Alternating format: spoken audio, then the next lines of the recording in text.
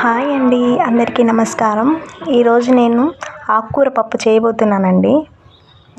100 గ్రాముల పెసరపప్పు తీసుకున్నాను. ఇలా వేయించుకోవాలండి, వేయించుకుంటే టేస్ట్ బాగుంటుంది.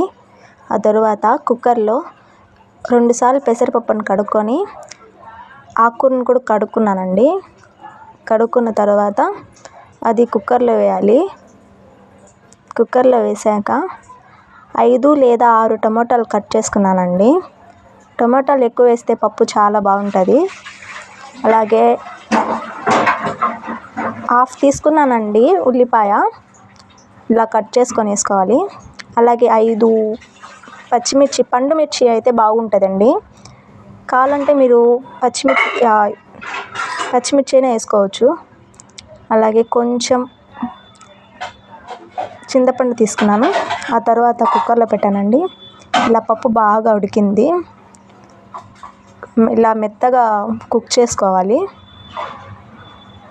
కుక్ చేసుకున్న తర్వాత కొంచెం ఉప్పు వేసుకొని ఇలా పప్పుని రుబ్బుకోవాలండి. రుబ్బుకున్న తర్వాత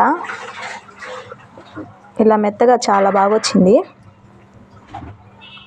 ఆ తర్వాత బాండిల్లో 2 స్పూన్ ఆయిల్ వేసుకున్నాను. ఆయిల్ వేడయ్యాక 1/2 స్పూన్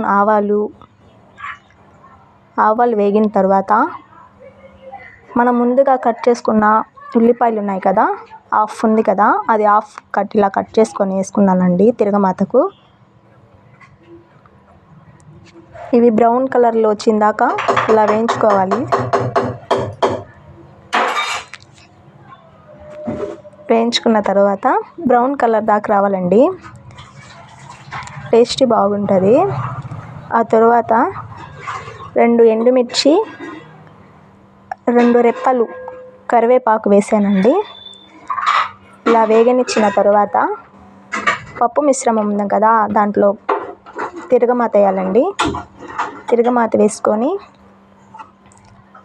ఒకసారి మిక్స్ చేసుకోవాలండి. అంతా మిక్స్ చేసుకున్న తర్వాత స్టవ్ వెలిగించి